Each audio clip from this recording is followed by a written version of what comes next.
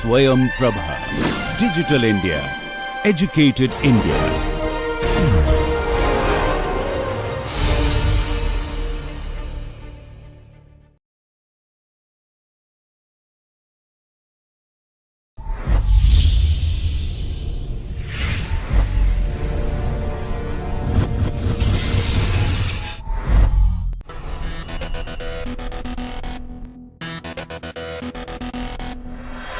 We have been talking about language and human mind, and throughout we are trying to see how language is connected with human mind. We have even said, and we have been trying to establish, that language is one of the most sophisticated products of human mind.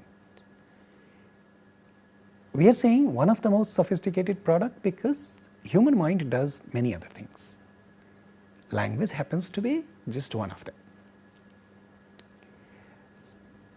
In our effort to establish a relationship between language and human mind, we have talked about language and we have talked about how we learn language.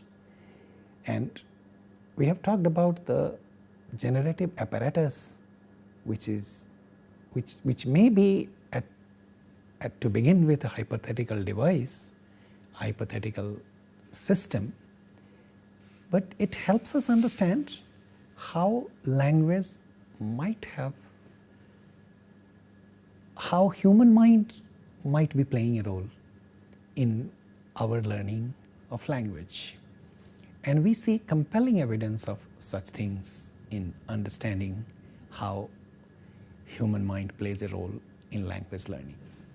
We have talked about language acquisition device, we have talked about universal grammar, we have talked about principles and parameters, and finally we saw how these things help us create a body of knowledge which we call knowledge of language, which is basically on the basis of input that we receive from immediate society, how generative apparatus helps decode underlying rules of language. This is the fundamental assumptions in learning of language. We have been looking at it also from two different perspectives. Well, there are two different parts of it. First is I language. So whatever we have talked about so far is understanding language from the perspective of I language. I am using this term for the first time and I draw your attention to that. I language simply means internal language, and the moment we say internal, we mean internal to human mind. The other term is E language. E language means external language. External means external to human mind, where the idea is language is a social system. Language is language belongs to society, where people look at use of language, how it works in the society, and the relationship between language and society. We have taken one particular part from E language, that is immediate society, and we have applied it to I language, that is the apparatus it has in human mind. So that is the point where the two converge, and then we get language learning. So there is, even though in a very small way, there is a role of E language, that is, there is a role of society in us learning language. Another worth mentioning point at this stage is, at this stage you can figure out why we speak what we speak. Our input determines that. If I have received input from Hindi, I will be speaking Hindi. If I have received input while learning language from Tamil, I will be speaking Tamil, and so on.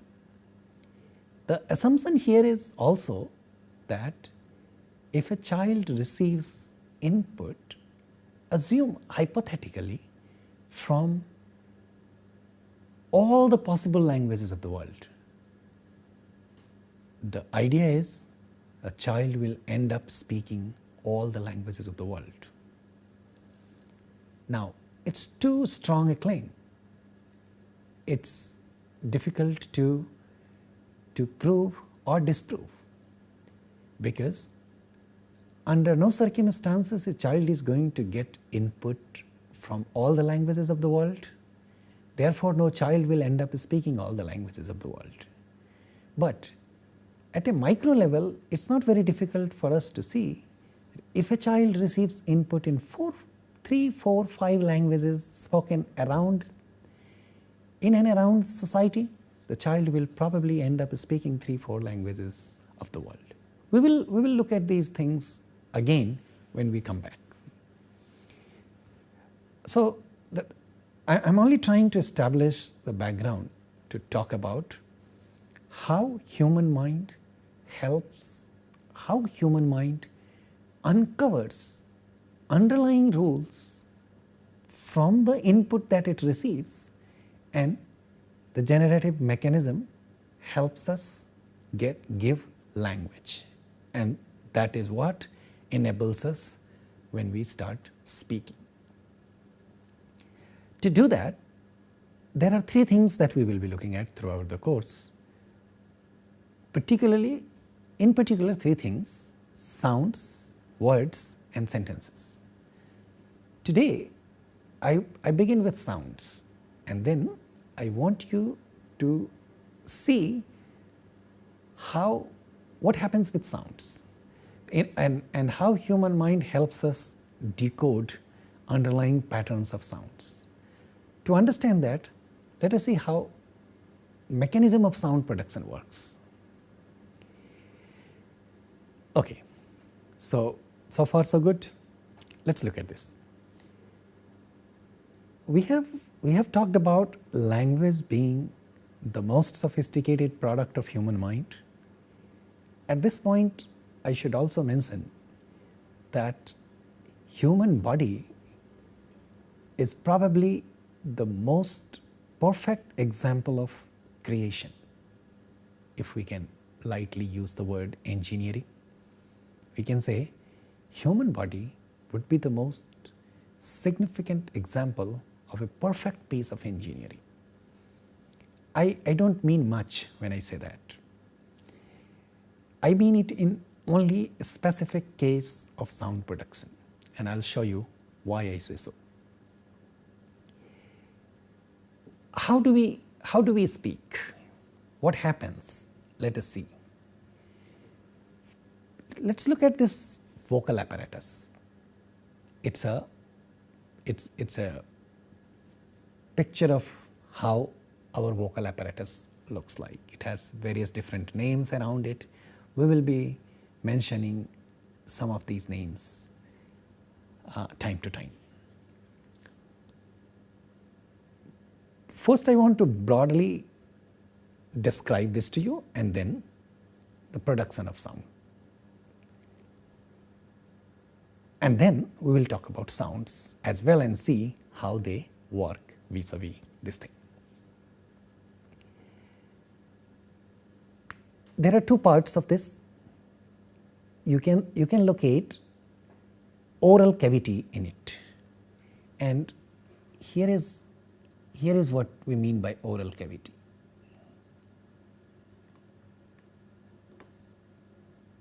You see the oral cavity here, and this is what we mean by oral cavity.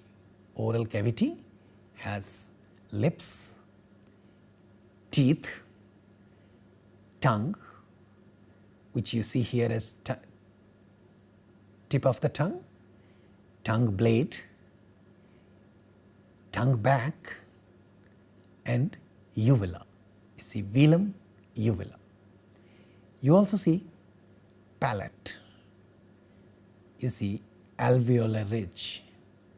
These are the parts of what we know as oral cavity. And then we have nasal cavity.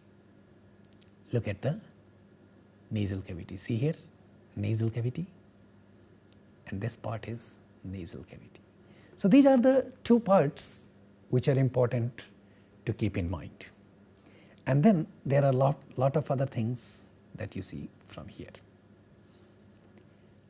Okay.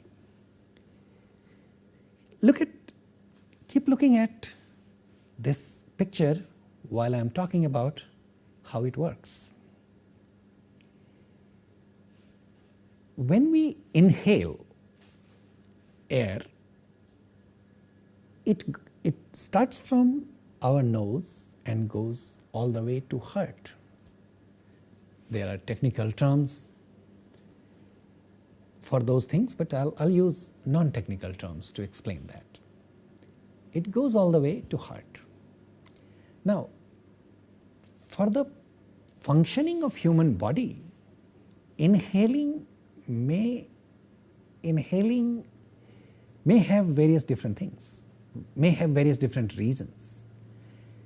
For example, one of the particular purpose of inhaling in human body, I would think I would think, because I don't know much about physical properties of human body, is one of the reasons probably why we inhale is because human body requires oxygen. We inhale everything that is available in the environment. It goes to a particular place. Then what is required by human body is retained, and then that is probably oxygen, which has various different functions, blood formation and particularly blood circulation, and then rest of the things are exhaled. So that's the process of inhaling and exhaling. Now, let me bring in, when I said human body appears to be the perfect example of engineering. Now, this exhaling process results into language sounds. See the connection between the two. We have talked about language, that without language we cannot imagine humans. Such is the significance of language in human life.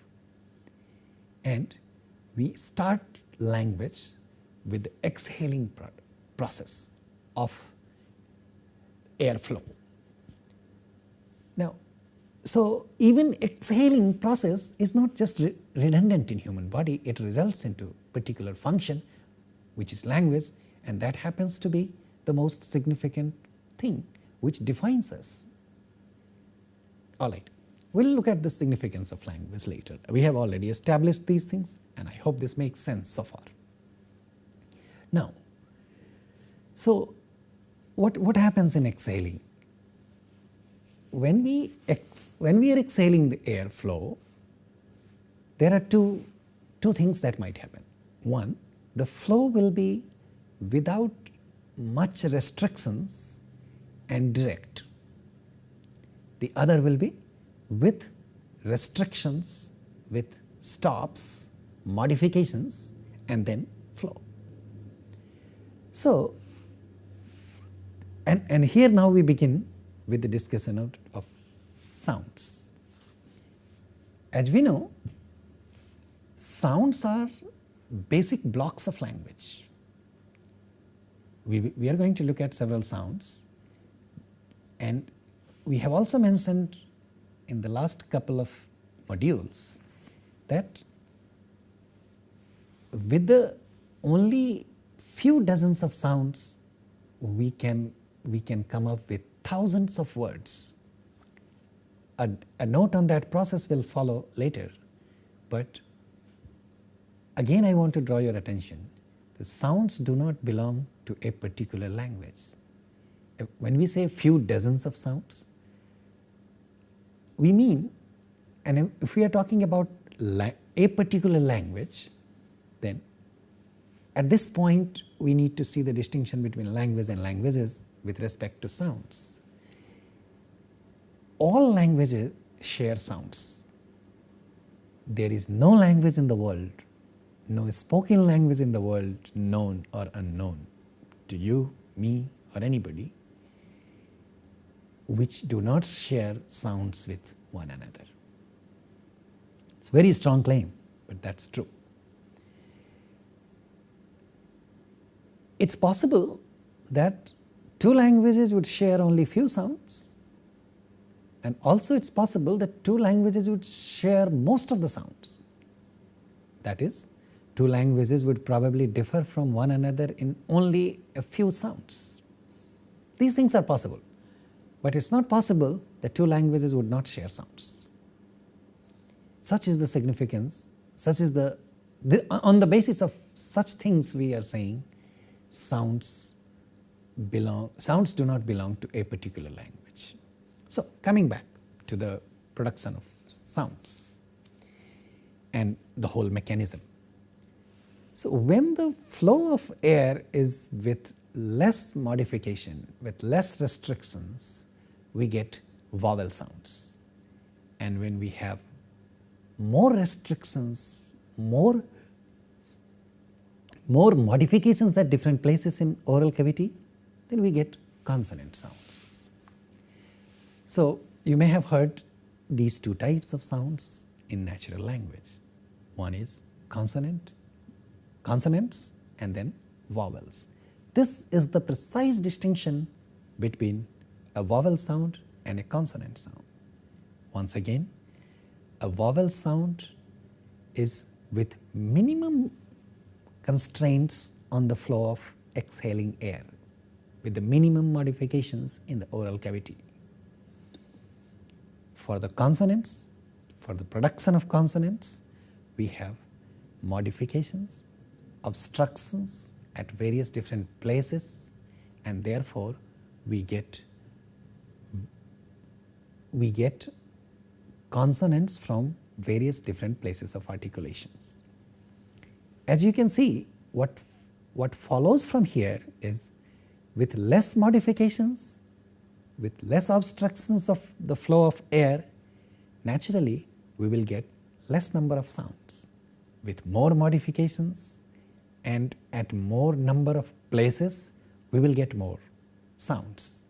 So as a matter of consequence, what happens is, at any point in time, the total number of consonants is going to be larger than the total number of vowels in language.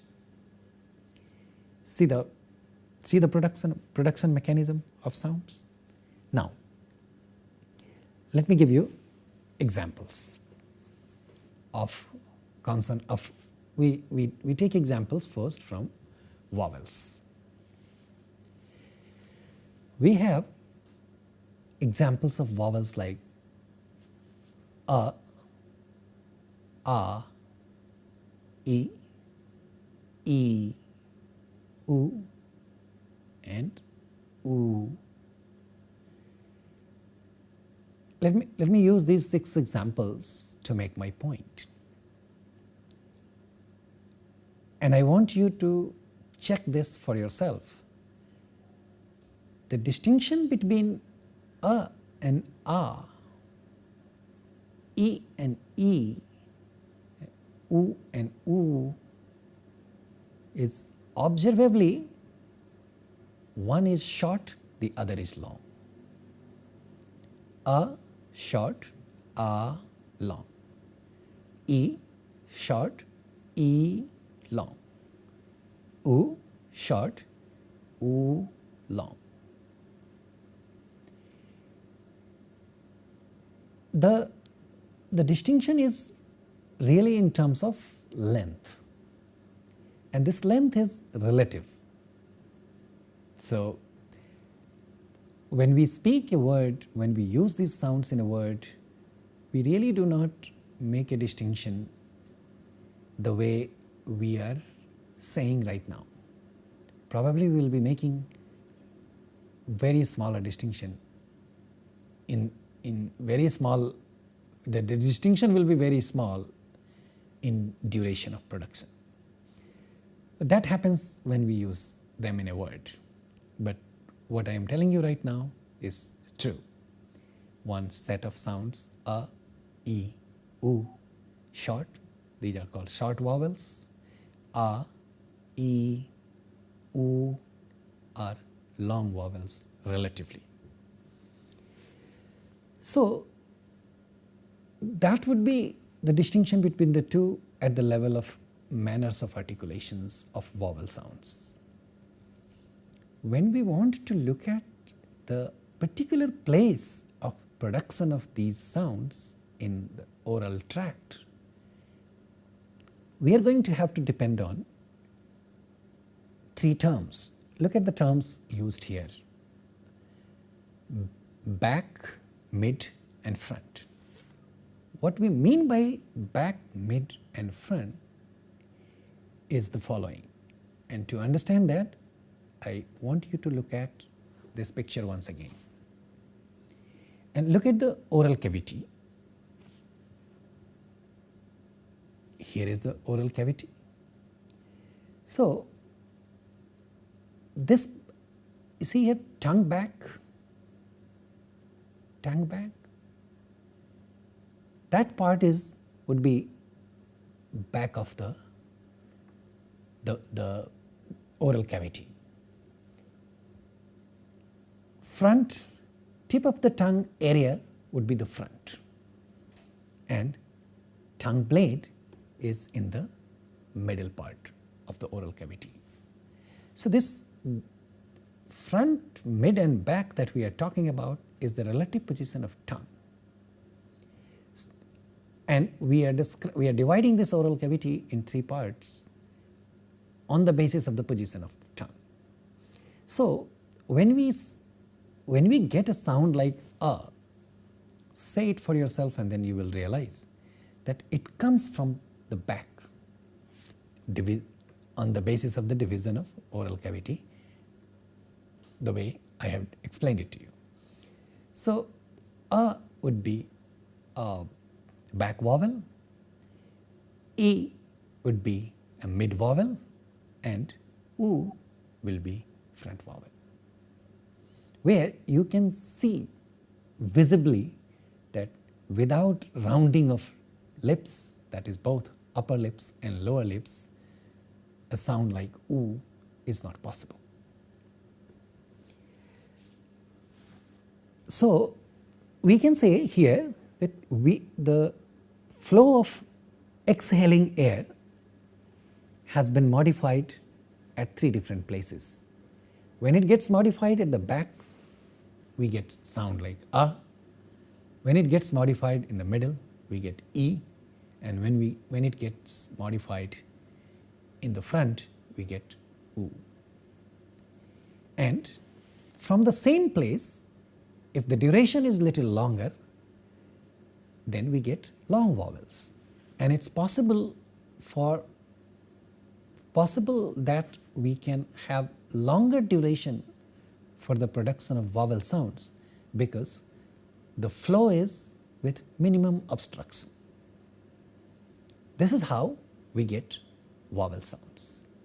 The fundamental idea in the production of vowel sounds is little modification, less obstructions, and therefore less number of vowel sounds, and also it's possible to have distinction in terms of long and short. So, we see two things.